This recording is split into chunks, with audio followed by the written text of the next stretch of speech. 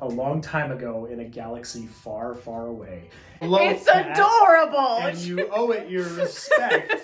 It's like a human being! He looks like a human being! The last day of the New Republic! The most stoic man alive. And then boom! Boom! Thank you, Dave Thank Filoni. you, Dave Filoni! Wait, everything leads back to Morbius. Hi guys, welcome back to another Rants video. We're back again with my brother. This time to talk about something that wasn't absolutely awful. Something we liked. Yeah. Something we very much enjoyed. It was last week, the finale of season 1 of Ashoka came out. Yes. It's great. It's very good. It's good. It's very good. Yeah, I feel like this with all the Star Wars projects, neither of us were really expecting much from this one. I was not expecting anything from this show. I was expecting just because garbage. of how shows from big franchises handled by Disney have gone lately.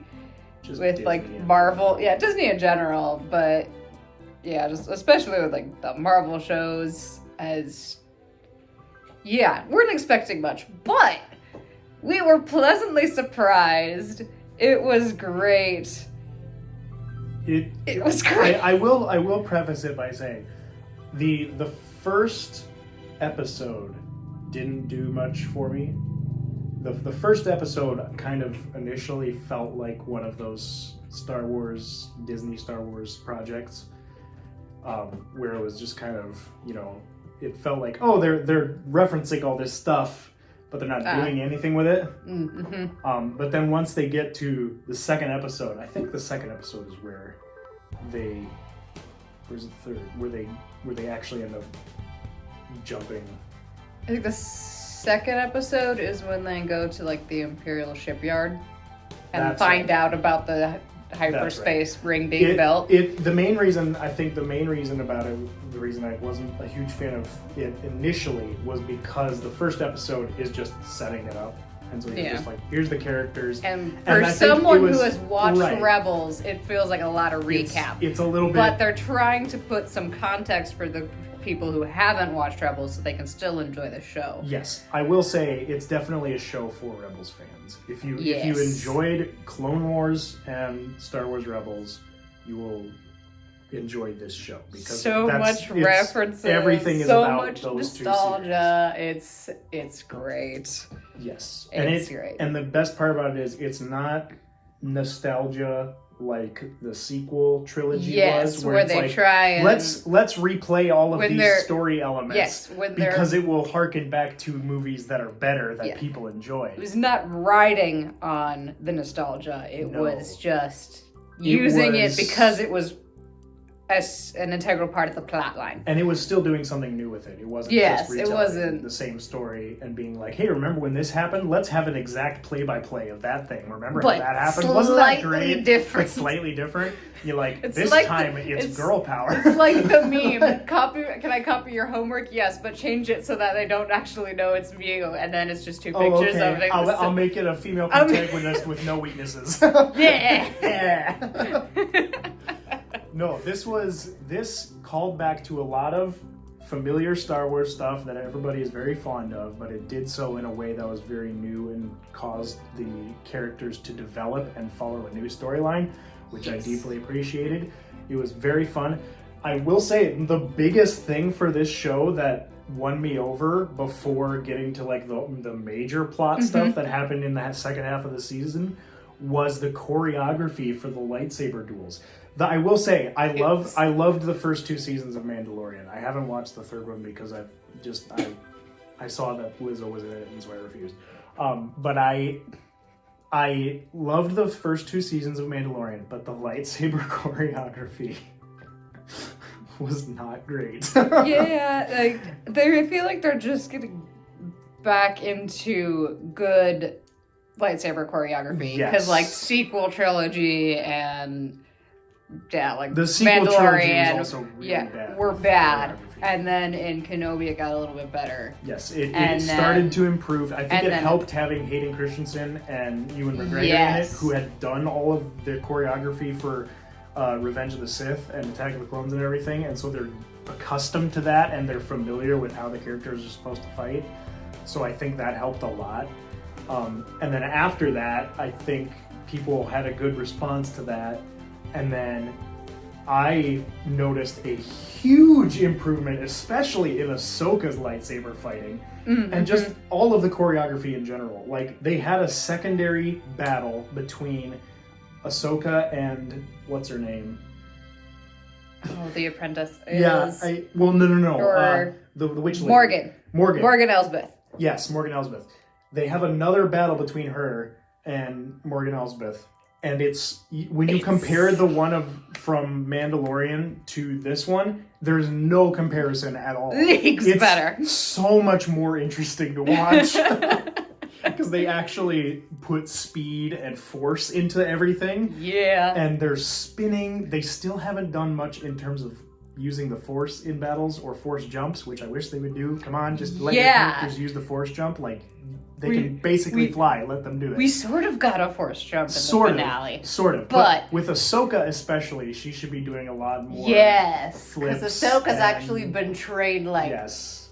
And I understand it's a TV show, but it's a Disney show. They have you have so much budget. They have the budget. But regardless, negating all of the nitpicks, I loved the choreography in the show way more. It was so much better than the other show projects. Yes, it was, I also really liked the Lothcat puppet. Yes. It was so And it was great. And it wasn't a puppet 100% of the time. No. I did pick out one spot where when she ducks below the deck or the desk and sees her helmet. So you see, I forget how it all played out. It's sitting there as a puppet. She ducks behind the desk and you see it eating the food. It transitions perfectly from puppet sitting there to she's below the desk and you see it again and now it's CGI. Ooh. And then it transitions back. But the CGI, when it is done with visual effects, is good. So good. It's so good. It's great, And the puppet looks great and it's awesome. Plus, it's just, we get to see a live action. Yes. That's just great. Live action Lothcat. I watched the first 2 episodes with my boyfriend and his family, and his mom was like, "What the heck is that thing?" It's a Lothcat. It's adorable. And you owe it your respect. No, it was very good. And I want to preface all of this by saying, like, I'm a 50-50 fan of Rebels. Sage knows this. I love this middle 2 seasons of Rebels. I am not the biggest fan of... I'm not a fan of the first season. I had to get through the first season. The third season, I think because it was canceled or something, the third season felt kind of like a cop-out, in my opinion. It felt like they had to resolve everything as quickly as possible. And so the end of the rebellion is literally delegated to a line of dialogue in narration by Sabine. And so that bothered me. But I love the middle 2 seasons, mostly because they feel the most like Clone Wars to me, where we get exploration of the Force in a new way that we haven't seen before. We get way more character development and story-driven moments. And so the middle 2 seasons are so good. And luckily, a lot of the references and stuff that they do in Ahsoka is from my favorite part of Rebels, which I absolutely love. It's every single little reference that they make to Rebels is parts that I adore. Yeah, it's very good. Yeah. I've been rambling. You should. I had a thing. And then I made you lose it. Yeah. It's gone. I'll just have to find something else. I'll probably remember it randomly in the middle of... After we're done recording. Yeah, or in the middle of something totally disconnected. We'll be watching Gotham later and you'll just be like... I know what I was going to say! Figured it out! We have to get the camera! Oh, yeah. But like all the prosthetics and stuff were also great with like Hera and Ahsoka. Yes. and I appreciated the casting for Hera. She didn't get much to do. Mary Elizabeth Winstead is Hera in this show, and I enjoy her as an actress. She's good, and she's pretty good. I enjoyed it. I thought it was good. They also managed to take my least favorite part of Rebels and make it not horrifying, which is Jason Syndulla. Yes, he looks like a human being. He looks like a human being. Still has green hair.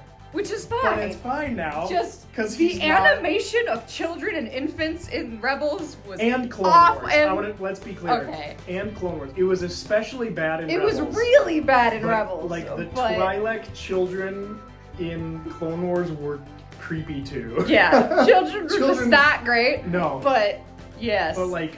Jason Syndulla in the last scene of Rebels was nightmare fuel. He was nightmare fuel, and it also doesn't help that like they open and close Rebels with horrifying shots of children. Yes, which is we have the Wookiees in the first episode, and Jason in the final episode, and two of which are my least favorite like Star Wars animated characters because they're so horrifying. They look so bad. But his role in the show was very minor, which I did appreciate because if they had focused on him too much, it would have gone off the rails. But his role was very minor, but they hint at a lot more going on, which makes it intriguing. So they imply that he is Force sensitive at least because of his dad, and it's very cool. And there's a connection that happens between him and Ahsoka, and it's very fun. It's very fun. He's actually a very adorable child. He is. The actor form is very good. The actor form is good, and he's got a good mother-son dynamic with Mary Elizabeth Winstead. So they're good. Yes, I think all the casting was actually very well done. I would say all of the casting, especially in one very particular case, the casting was perfect because they could not have cast anyone else who could have done it, and that is Thrawn. Obviously, they just cast his voice actor, because they had to. They can't. No one else can. Like his voice is actually a very huge part of his character. Yeah, if it sounded different, it wouldn't be Thrawn. He has a very specific voice and how he speaks, and he's so quiet yet authoritative, but he's never I don't think he ever yells get once mad. He does not raise his voice. Anything. He just gets sterner, right? Or uses he'll just say it or threaten you in a very specific way because he likes to know everything about everyone. Yes, and it's really more like he gets frustrated with people, but he never gets angry, which makes him a way more intimidating. And so when they cast him, I was like, okay, well, what does he look like? I was like, I don't know. Are they going to be able to make him look like Thrawn? Because it's like, whatever. And then I saw him in the show. At least not a super hard alien. No, that's true. It helps that he's just blue. Human. He's just blue. He's just blue. But the way they did his red eyes in the show, it looks so good. It looks so good. And I just love the way the actor portrays him. Thrawn is one of my favorite Star Wars villains. Oh, it's great. And that's also why the middle two seasons are the best, is because Thrawn is introduced in the middle two. Is it the third season that he's introduced? I think it's the third season because in the fourth he's the main villain throughout. Yeah, he's like the main villain in the last two seasons. But he's so good. That's the reason I enjoyed the fourth season more than I enjoyed the first season, is because Thrawn was in it, and he's so good. He's such an interesting character, and he's so intelligent and everything. So it's much different than what we're used to from Star Wars, like Hux from the sequels, where he's just like, the last day of the New Republic. It's like, okay, dude, relax. Or Kylo Ren just slashing up computers. You're bad, I understand. Vader force choking people. And then there's Thrawn, who in 90% of the shots has his hands behind his back and is just like looking around. The most stoic man alive. So good. It's fantastic, and he did such an amazing job in live action. I was like, I know he was a voice actor mainly for the character, and so I was like, okay, is he going to be able to, like, obviously he knows the character, but is he going to bring in all the mannerisms and everything the animation had? And it's like, oh, absolutely. Yeah. Absolutely he is. Even more so. It was fantastic, which since we're on the topic of Thrawn, Ahsoka easily has one of my favorite villain intros that I can remember in a while. It's so cool. Like, and it could have just been me being a giddy little nerd and just enjoying cool character design. I mean, 100%, yes. But objectively, it's great. Objectively, it's just cool. Because they travel through space using the Purgils to another galaxy, and it's great. They're trying to recover Ezra after he escaped with Thrawn in custody, and they vanished out of the face of the earth. Yep. And so they're tracking him down. That's what the whole show is about. Is Ahsoka is tracking down, find Ezra, stop Thrawn. She's trying to stop Thrawn from returning, back, and if hopefully possible, bring back Ezra. Yes. So they land their ship inside a Purgil's mouth, and the Purgil zips off across the galaxies. And they hope they bring him to the right planet. To the right place.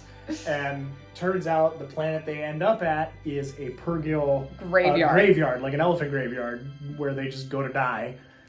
And so they land there, and Sabine, in an attempt to rescue Ezra, basically betrays. Well, sort of betrays. It's you know.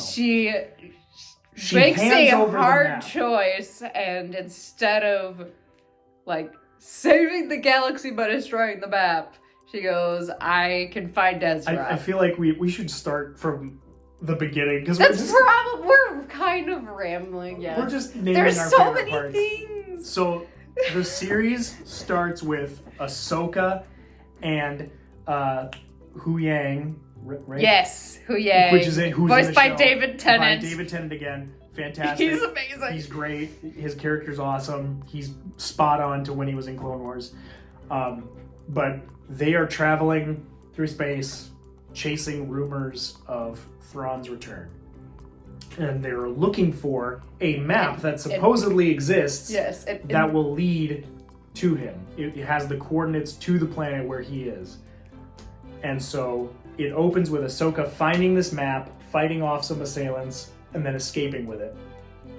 And she realizes that Morgan Elsbeth is also trying to hunt this thing down with the aid of one of my new favorite Star Wars characters, Baylan Skoll, and his apprentice, who is it's an S name, I don't remember. Shin? Yes, Shin. Shin.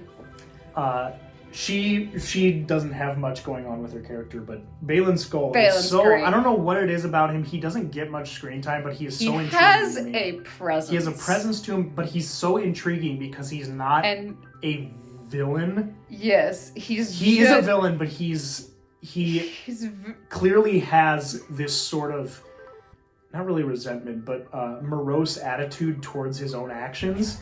Because he's like, I hate the fact that I have to do all of this, but I firmly believe that I have to do it in order for the galaxy to prosper. Like, that's his whole deal. He's like, I will do the dirty work. I will gladly, heap the blame on myself and do these terrible things because I believe that it will make the galaxy better in the long run.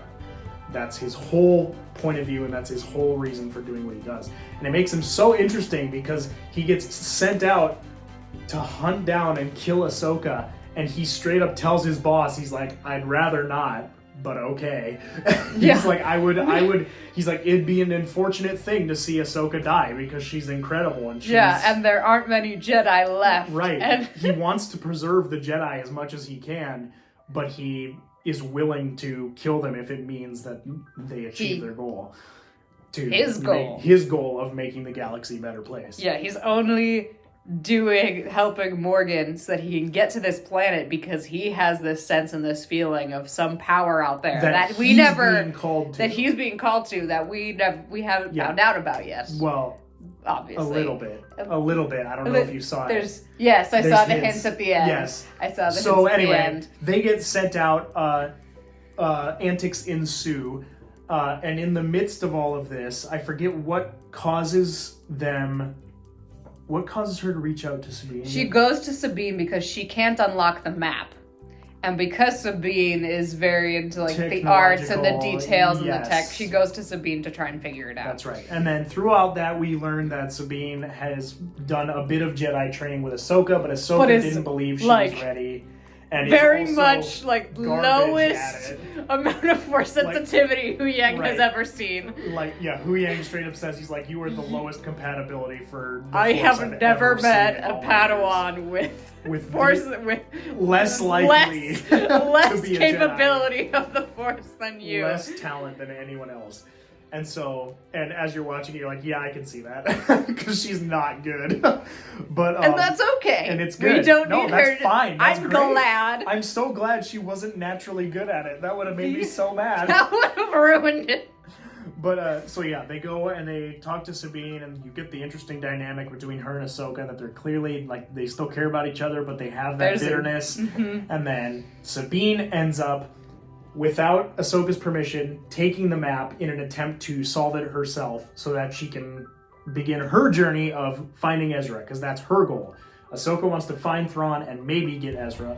Sabine just wants to find Ezra. So they're butting heads this whole time, and Sabine steals the map, solves it, and immediately gets attacked by Morgan Elsbeth's assassin droids, who steal the map and escape with it. So Ahsoka's like, hey, you idiot. What the heck? We gotta go hunt this down. So they go, and they go to, what was the planet called? I can't remember what the planet's called. It doesn't matter. A planet. Foresty planet. That has Forest planet number 6. A Dathomir Night Sisters temple thing that allows them to read the map. Which, and the significance of that is Morgan Elsbeth is a Night Sister. And has been receiving visions from across the universe from somewhere, telling her where and how to find Thrawn. So they end up placing the map at this temple, and they start decoding it, and Baylan Skoll has a battle with Ahsoka, while Sabine has a battle with Shin, and they get separated, and Baylan kicks Ahsoka off a cliff. And straight up kills her. He legit kills her. And Sabine gets there just in time to see this happen. And she's like, oh crap. And Baylan's like, hey, Ahsoka's gone. I am your only shot at finding Ezra. I'm not gonna kill you. I promise you that if you give me give me the map, because in the midst of all this, Sabine gets a hold of the map, and during the battle and everything. And so Baylan's like, hey, you give me the map. We finished charting the course. You can come with us. And once we get to the planet, you can go look for Ezra. Because I'm not looking for Ezra, and neither are they. So we will take you along, and you can go find him. And Sabine's like, well, Ahsoka's gone. You're my only way there. Yep. Fine. So she gives him the map, and they end up taking off. And then we get my favorite episode in the entire series. Yes! It's so cool. We get Ahsoka wakes up world between worlds. In the world between worlds, straight out of Rebels, and it looks so good. And then Anakin is there. Anakin shows up. Hayden Christensen shows up as Anakin, and we finally get to hear live action Anakin say, "Hey, Snips," which is great. And we get this incredible interaction between them where Ahsoka's like, holy crap, I never thought I would see you as you were again, ever, because at this point she'd only seen him as Darth Vader after Clone Wars. Yeah. And Anakin's like, hey, well, I wasn't expecting to see you this soon. And so throughout their conversation, we learned, you're straight up dead. Yeah, and it's straight up like, you have one more lesson. Live or die. He's like, I've got a lesson for you. Live or die, and proceeds to just straight up attack her. We have flashbacks to Clone Wars era. Yeah. We get live action Clone Wars scenes. We get to see Ahsoka, basically, we see her in all her stages throughout young Clone Wars. Ahsoka, then Siege of Mandalore Ahsoka. And then back to adult. And we straight up get to see a battle at, I think it's Utapau. We get to see a battle at Utapau, and then we get to see the Siege of Mandalore. In live action with Captain Rex and everything. It's great. It's great. A beautiful thing. We get to see Anakin in his Clone Wars armor. Early Clone Wars armor with the haircut and everything, and it looks fantastic. It's wonderful. And just that whole dynamic is amazing. And my favorite shot out of the entire sequence, my favorite shot out of the entire thing is right after Siege of Mandalore. He kicks Ahsoka through the fog, and she wakes up back in the world between worlds as her adult self. Anakin comes out, and from the explosions, as an explosion occurs behind him. His shadow is Vader. He's walking, and he changes to Vader as it flashes. There's a flash of Vader and then back. It's such a cool shot. It's my favorite. The hints of Vader throughout all of the flashbacks too, because there's little ones of it throughout the whole of that, and it's so great. The cool part about this is basically Ahsoka interacting with Anakin as he was supposed to be, which is the perfect balance of his dark side and light side. And so he's using both Darth Vader and Anakin to train her, and it's such a cool sequence. And he's got full control of it, as we see at the end, because he's going to kill her, and then she's like, I choose to live. You know, I still have something to fight for. I'm not just a soldier that you made me to be. I am more than that. And so she's like, I have a purpose. And so as he's about to kill her, he's like, cool, perhaps there's hope for you yet. And then she wakes up underwater, and it's literally, there's been so many memes about it, but it's literally just Gandalf the White. It's because she comes back and she gets a white cloak. It's like, the memes about it are so cheesy, but it's so good. And then she's located because Jason Syndulla through the Force has been hearing this. Hearing them fight. He's been hearing the lightsaber fights, and we get him trying to get Hera to hear it. And so they're sitting on the edge of this cliff, and he's listening to the waves. And he's like, do you hear it? She's like, what, the waves? And he's like, no, the lightsabers. And she listens and starts to hear it. And she's like, okay, we gotta sweep the ocean, not stop until we find something. So they end up finding her, and Ahsoka has this newfound wisdom that she's come back with. And so she's like, all right, I think I know how we can track Sabine down. We're gonna hijack a Purrgil. So they find a pod, because they're whales. Of Purrgil, and which live action Purrgil. The live action Purrgils are great. And so she reaches out with the Force, and it ends up allowing them to go inside its mouth, and they zip off through space, and they end up at the planet, which is a Purrgil graveyard. We finally made it back, square one. Yay! And Sabine arrives with Baylan and Morgan and Shin, and we have the hardest villain intro that I have seen in a long time. We get to see a entire platoon of the Night Troopers, which are stormtroopers who have been battle damaged and wrecked, and their armor is held together with red strapping and golden filling the cracks. Because they've been mended by the Night Sisters. Live action Night Sisters. And in the midst of all that, we hear Thrawn, Thrawn, Thrawn. Then we get a shot of my other favorite armor design in the show, which is Captain Enoch, who has an awesome, I forget what the actual type of helmet it is. I can't remember the name of the helmet. But it looks like a modified trooper helmet with a golden face mask. It's literally the face. It's a face. As the front of his helmet with black visors for eyes. It looks so cool. I know it's not everyone's cup of tea, but it's one of my favorite helmet designs from Star Wars. It's so cool. And then Thrawn, he turns, we see him, you're like, whoa, that guy's epic, and then we get to pan around and we see... And just the back of Thrawn walking it through these just battalion of stormtroopers. Chanting, and then we get to see him in his full glory. From the front. He's like, oh, what was the line? I can remember the line. I had it memorized. What was once only a dream has become a frightening reality for those who oppose us. Is his first line. And you're like, oh, thank goodness. This is going to be great. And so Thrawn is back, and then in the midst of all this, and then Sabine gets... he sends Sabine out. He's like, Baylan, you promised her she would have the chance to look for him. Okay, I'll keep that promise. He's like, here's all your supplies. Gives her supplies and a mount, and sends her off into the planet. Ezra's probably dead. Have fun. Sends her off onto this desolate planet full of robbers and pillagers and monsters. And and then sends Baylan and Shin after her, so that if she finds Ezra, they will kill them both, and there is no longer a threat of them escaping. Because the whole purpose of Thrawn in this first season is escape the planet.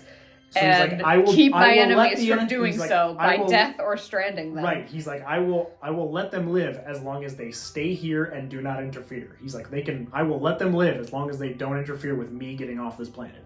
So that's his whole purpose throughout. And it's really interesting to watch how he goes about that. Yes, and because he's a natural tactician. And it's like how much he puts resources into it, and then when he orders retreats and... Yes. Yeah, and just the little strategic choices. He's like, all right, send out 2 TIE fighters, just damage their ship. I don't care. You don't have to kill them, but just make sure that their ship doesn't work. Yeah. Like that. He's like, as long as their ship can't get them off the planet, it's fine. He's like, that's his whole deal, and it's so interesting to watch. So we get this whole interaction. Sabine goes out. You get some fun little moments with her and her wolf as they bond and fight off. A little taste of the Disney comedy kind of creeping its way in, but it's not too much overbearing. We get our marketable character design for the series, which is the little lobster crab turtle hermit crab things. They have like rock shells. They're fun.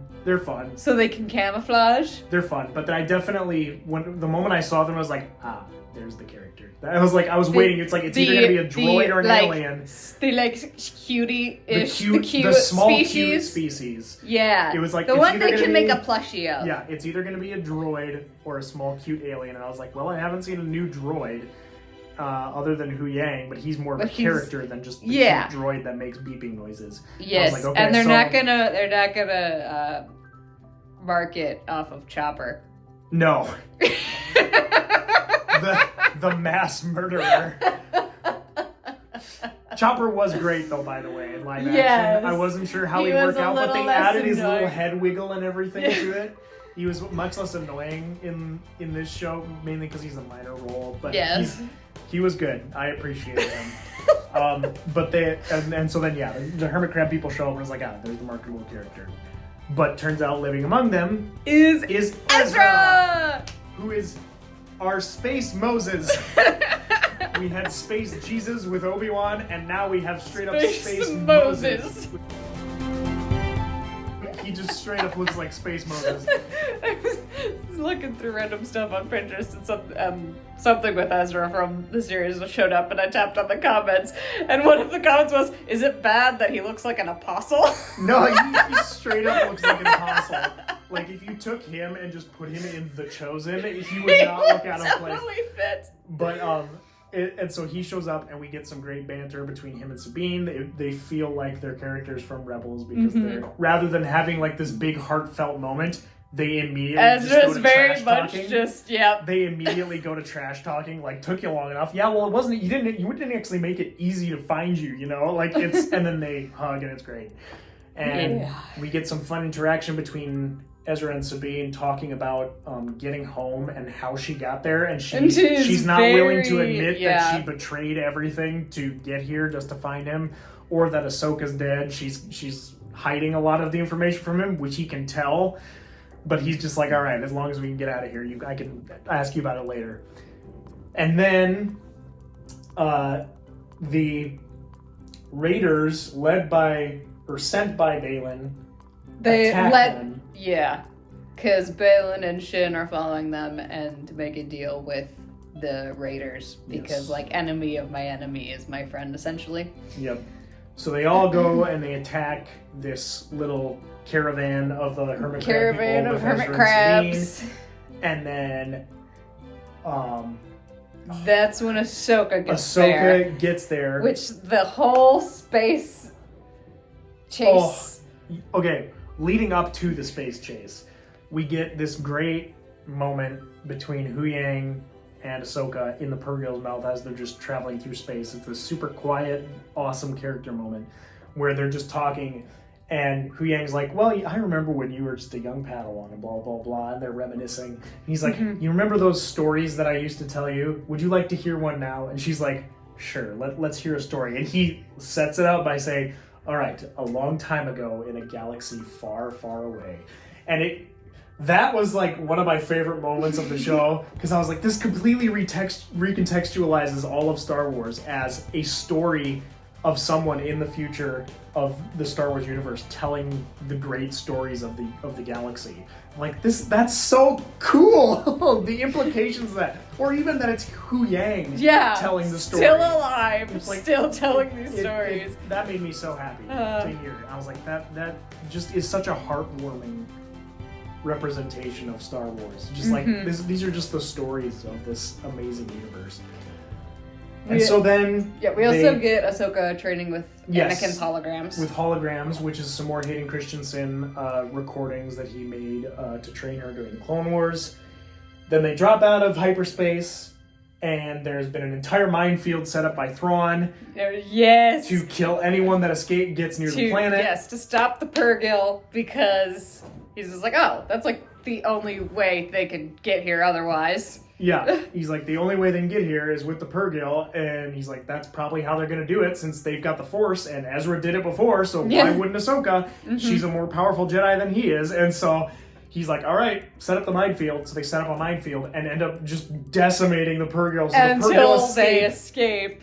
And Ahsoka has to hide in the ring around the planet, which is just Purgil skeletons. Just Purgil skeletons, which is such a cool concept. Yeah. So it's a navigates a minefield straight into a bunch of TIE fighters, and then loses them in essentially another minefield of Purgil bones. And then I forget. And then Thrawn is like, all right, they're hiding in there. We don't know where they are. He uses the Night Sisters to locate her. To locate her. So they use their witchcraft, and they're like, hey, there's were they detecting their Force communication? Is that what it was? Because Ahsoka reaches out to finds Sabine. And then the Night Sisters locate her. I don't know if it's through that. I can't remember. I don't think they ever say anything specifically, but they locate her right as she's kind of figuring out where Sabine is, and so he just starts firing on the one spot. Yep. And then Ahsoka gets down to the planet, intervenes when Balin attacks Ezra and Sabine. Yeah. There's a cool battle and everything that happens. Stormtroopers are sent in to help Shin. And they get destroyed. And that's when we get a lot of the Force in this, because Ezra has given his lightsaber to Sabine and goes, nope, it's yours now. I'm just going to use the Force. That's what I've been doing for 10 years anyway. Yeah, he's like, the Force is my ally. I don't need a weapon. And so he proceeds to wreck a bunch of stormtroopers with the Force. And then a blaster too, but mostly the Force. Blaster, but mostly the Force. And then Ahsoka comes in, and Sabine's like, holy crap, I thought you were dead. And Ezra's like, wait, what the heck? And you thought she was dead? And they're like, don't worry, we'll talk about it later. Explain later. Hugs now. Explain later. And then we have a scene with Morgan and Thrawn, where Thrawn looks at, it's like he retreats all of his troopers, and he goes, well, I see this first battle or whatever with Ahsoka as a victory. And she goes, all I see is our enemies reunited. And then he explains, because they're taking cargo from this Night Sister temple to his ship. And he says, yeah, but like 90% of the cargo has been transferred. Ahsoka lost the one thing she could not afford to lose today: time. And seeing how his brain works. Yeah, he's like, I don't care if they're alive. I've achieved my goal. It's like, I slowed them down. He's like, which is what I've been trying to do. They didn't stop me, so I succeeded. And like, that's his whole mentality. And then we get, I love the interaction where he's like, I should read up more on Ahsoka. I don't know much about her. This is the first time I've interacted with her personally. It's like, all right, who's her master? Anakin. And then Skywalker. He proceeds to have the most I just crapped my pants face I've ever seen on him. And it's so funny. Just looking through this information goes, Anakin her Skywalker. Master is Anakin Skywalker. Yeah, and they're like, yeah. And he's like, our normal tactics are not going to work here.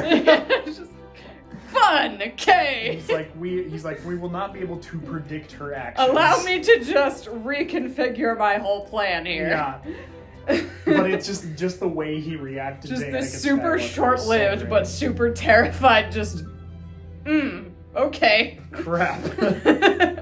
And then we get a cool interaction also in the midst of all this where Morgan Elsbeth communes with the Night Sisters and they fully indoctrinate her into it. They give her awesome face markings, so she's actually got the face markings of the Night Sisters. And an ancient relic sword. Which is called the Blade of Talzin, after Mother Talzin. Yeah! From Clone Wars. And it's like, yes, awesome, more, give me that, let's go. Yes! And then also throughout this, we forgot to mention, the ship that Morgan Elsbeth comes on, it looks like a hyperspace ring. It is just a giant hyperspace ring. And you get there and you see the Chimera, Thrawn's ship, and you realize, oh, they're gonna hyperspace That's why. They're putting a hyperspace ring on an intergalactic hyperspace ring on a Star Destroyer. And you're like, oh, that's awesome. Nice. So then Ahsoka's like, all right, we got to stop Thrawn from getting off this planet, or we have to get on his ship because that might be our only ticket out of here because it's, intergalactic hyperspace. We don't have that on our ship. So back to the Night Sister Temple. And in the midst of this, they defeated Balin and Shin again. Ahsoka defeated Balin. Like, they fought and fought. Balin and Shin split up because they had, like, different goals. He sent Shin off to join the Empire, essentially. Like, your purpose is to fight with them. I have another calling. I need to find this power. And so he leaves in search of something, and you're like, okay, he kind of just disappears. Yeah, in his fight with Ahsoka, he doesn't necessarily, like, lose, but she manages to get away from him and he goes, it's not worth my time, and leaves. Yeah, he's also not really trying to defeat her again. Yeah, no, he's just... You can tell throughout the fight, he's just fighting her because she was there, and she was going to fight him, so he's like, well, I gotta fight you, but I don't really care how this battle turns out. Because his heart's not in it, so he's just fighting her, and then she gets away to help Ezra and Sabine. He's like, "All right, fine, I got better places to be." He goes off and does not show up until the end of the final episode. And you're like, oh, okay, he's just gone. He's gone, and Shin kind of disappears after that too. And Shin disappears too because she gets humiliated and defeated, so she runs off. Yeah, the stormtroopers retreat, and she goes, "Oh crap, I better go too. Let's go." And then Ahsoka, Sabine, and Ezra go off to try and stop Thrawn. And they encounter the first wave of night troopers, absolutely destroy them after Ezra constructs a new lightsaber. Yes. He constructs a new lightsaber which looks a lot like Kanan's, which is the point. Motif. They destroy all the night troopers, and then Thrawn's like, do it now. I need your yes, it's time, Go great for mothers. Use your dark powers. And so they chant and they resurrect them. And so now all of those night troopers are undead. So they're just destroying them and killing them, and they keep coming back, and it's great. And so then and the glowing green eyes. And then Ahsoka's like, all right, I'm gonna fight Morgan Elsbeth. You guys go, get on the ship, try and stop Thrawn. And they're like, cool. So Sabine and Ezra run off as Ahsoka has another great fight with Morgan Elsbeth, which is choreographed very well, and it looked cool. And then she proceeds to absolutely wreck her. The way she kills Morgan Elsbeth, because they're like, hey, Morgan, we need you to delay her, and you're not gonna come with us. And she's like, oh. Okay. but I'm so devoted. I'm devoted that to this this is Night my Sisters. honor. Cool. So she goes to fight Ashoka, and Ahsoka, it's a good fight, and it's kind of on the ropes, and then Ahsoka disarms her and absolutely double slash kills her in the torso, and it's like instantaneous. And the Night Sisters are like, "Yeah, she's gone." Yeah. Yeah, Thrawn, she did. And he's just like, it's okay. She served her purpose. It's alright. She did. It's the way she'd want to go. I don't view human life as important. He's like, well, yeah, I mean, that was the plan. Necessary loss. The plan was for her to die, so cool. Yeah, and then Ezra we have and Sabine go in, and two undead death troopers show up and start absolutely wrecking them.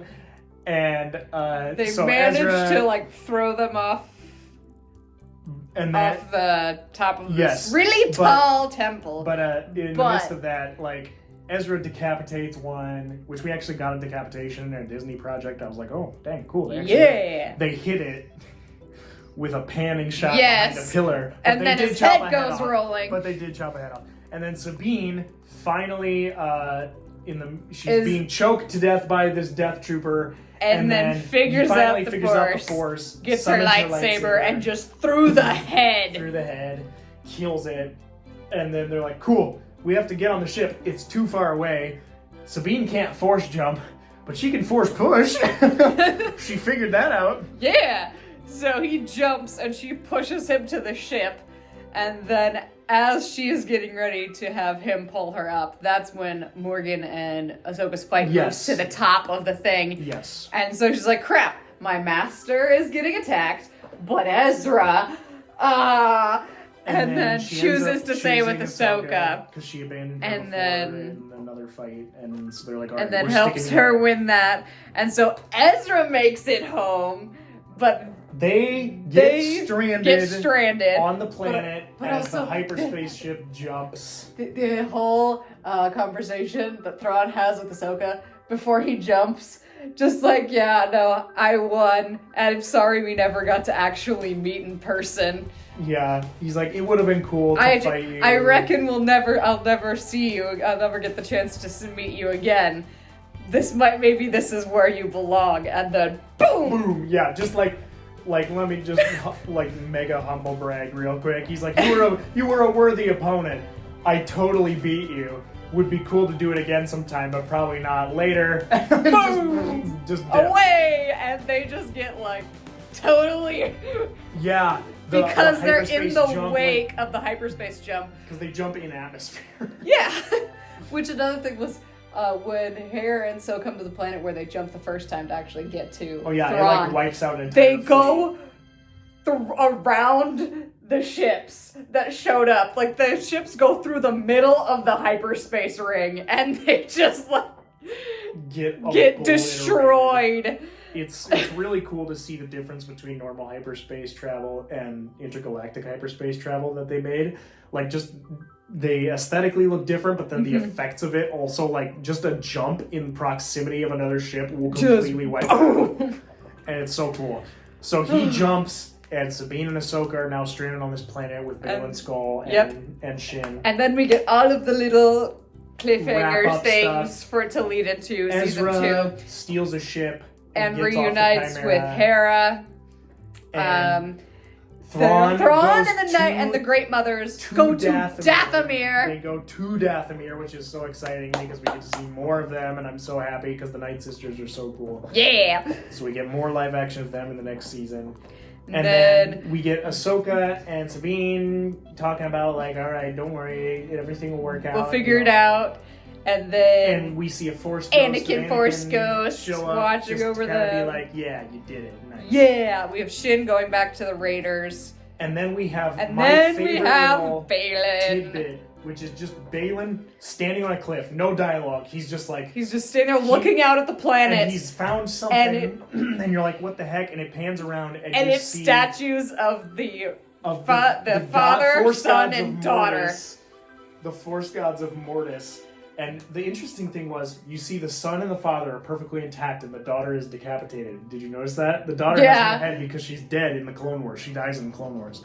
Technically, they all just straight up die in the Clone Wars? Yes, but she was the catalyst for it. She was killed by one of them. By the son. But we get to see statues of the Mortis entities, and so Baylan is clearly being called that is and drawn, related to Mortis, and so he's being drawn to something relating to Mortis. Yeah, so which something in the we have throughout Rebels and with Ahsoka.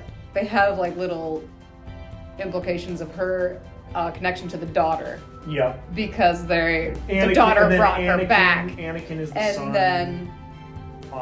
And then, what wasn't there? There was 3 characters I thought that were related to them. Because wasn't there like a mural where there was 3 of them related to? It was for sure Ahsoka and Anakin.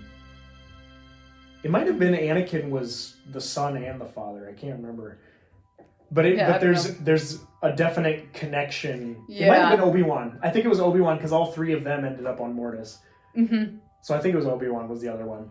But those 3 have a deep connection to Mortis. And so it's interesting having Baylan come into it, and clearly he's being called by something. From Mortis or related to Mortis. And so it's so intriguing to see how he's going to relate to the deeper meaning of the Force. And what exactly is calling him. Yeah. So I'm very excited to see where they go with it. The unfortunate thing is, though, his actor actor died! But the character is necessary. It's so they can't sad. Drop off the character, so they're gonna have to recast it. I heard about the actor's death before I saw the show, and I was like, oh, and in the first episode, they have the little dedicated and so I was like, to and I had heard Bryce about it Stevenson. before I had even watched it, and I was like, oh, that's unfortunate. And I was like, I'm interested to see what his character's like. And now that the show is over, the season's over, I'm like, gosh, dang it, that would have been so cool. I'm assuming they have to. They're gonna have to recast him because it's like, which sucks because his performance was fantastic. Know they're gonna be hard pressed to find someone who can match or come close to that performance. So yeah, it's very unfortunate. Yeah, it's very sad that that happened. But going forward, I'm looking forward to the direction they go with the character if they recast him. Mm-hmm. It'll be very interesting to see and just to be able to carry on that character legacy. But yeah, it's... Long story short, I was done with Star Wars. I had stopped watching Star Wars projects until Ahsoka came out because she was watching it and she said it was good, so I watched it. Because I expected it to be garbage going in. I was like, I'm so done with Star Wars shows. They're so bad. Andor was pretty good, but Boba Fett was awful. I hated that show. People get mad when I say that, but I hated Boba Fett, front to back. The only parts I enjoyed was when Mando showed up. And I was like, cool, more of this, please. Less to do with Boba Fett. Those were the episodes I watched. Because every choice was just awful. It's not a good show. And so I was like, whatever, I'm done with Star Wars for now. And then Ahsoka came out and I was like, alright, I'll watch it. And it was great. It made me remember why I love Clone Wars and Rebels and the original movies, and it's like, I love it. It's so good because this one just had so much more to do with characters and their flaws. The characters had flaws, which is character flaws are one of the biggest plot points of Star Wars, and so when you have a character Rey who has none. And then it's like Finn, who doesn't have enough of a character to have one. And then Finn, who has flaws but doesn't have a character. Yeah. And it's and then the other characters who don't have enough of a character to have flaws. Right. It's just... It makes it very much unrelatable, and that's the whole point of telling a story and having the characters is to be relatable. And then there's Boba Fett, who in his own show has more flaws than character. Watching the show, that... had some of the most boneheaded character decision making I've ever seen in any show ever. And this is Boba Fett. This is Boba Fett, who in Mandalorian like the year prior, was not stupid, important to their success, and yet he only makes half the decisions in the show. I would say 90% of the decisions in the show are made by Fennec, his right-hand lady, and then the decisions he does make are just so stupid. Anyway, we're not talking about Boba Fett. No. Long story short, Ahsoka made me interested in Star Wars again. Ahsoka's great. We need more Star Wars content like that. Thanks, Dave Filoni. Thank you, Dave Thank you, Dave Filoni. Write more Star Wars, please. Please don't let the Disney people take it over. Away from the executives and say, no, this is bad. Me do better. Keep doing that. Hayden, that's the behind the scenes thing that I saw where Hayden Christensen is literally giving you advice about how his character should act was great. Yes. Well, because that's the important thing. Like, if you're bringing in an actor especially a pre-existing character. There's a kid, like, actors like Rosario Dawson should be asking Dave Filoni, okay, how should I act in this scene? Hayden Christensen should be telling Dave Filoni, hey, this is how you should write my lines in this scene, because I was playing this character before you even did anything Star Wars. I'm the reason that you had a character to write about in Clone Wars. So it's good to have that dynamic between the actors and the director, like understanding, okay, yes, the actor has more experience with this character than I do. He should be the one to tell me how the character should act. I have more experience with this character because I wrote this character than the actor does, because it's the first time this actor is portraying the character. They should be asking me for advice. And it seems like they had that pretty much nailed down. Yes. Ahsoka seemed a lot more like Ahsoka in this show than she did in Mandalorian. Because in Mandalorian, she's just like, I'm a Jedi and I'm mysterious and I am wise. That was her whole character. Whereas in this one, she cracks jokes. She does her little smirk. She has her Anakin mannerisms. Yeah. It's so much better. It's just subtle little things that they changed, like the choreography and her behavior, that made it so much more like Ahsoka to me. And so I really deeply appreciated that. Yeah. Well, should we ramble for 4 more minutes? We got 4 more minutes before it's another hour long. We thought this would be a shorter one. We thought it would be less of a rant. We should have known better. We enjoyed it too much for it. We need to talk about more mediocre things. Yeah, if we want it to be shorter, it needs to be very much mundane and uninteresting. Yeah, but who wants to see that? You'd rather see us rant and go all crazy nerd on you, right? I'd rather rant. Yeah, it's way more fun. I'd rather have something like, man, this was so good that I have to talk about it for an hour, or this was so bad that I have to yell about it for an hour, than like, I don't know, I mean, I watched it and it exists. Yeah. That's pretty much all I can say. I watched it and this happened, and that was all that I felt. It was nothing. Yeah. Like, that's why I enjoyed Morbius, is because when things did happen, I was like, wow, this is so dumb. I love it. I love Morbius. I said that last time too. I think. Yes, you did. Morbius, everything leads back to Morbius. Morbius, okay. Hot take. Morbius is not a bad movie. Morbius is an okay movie. It's a movie, but it's just dumb enough that it's enjoyable.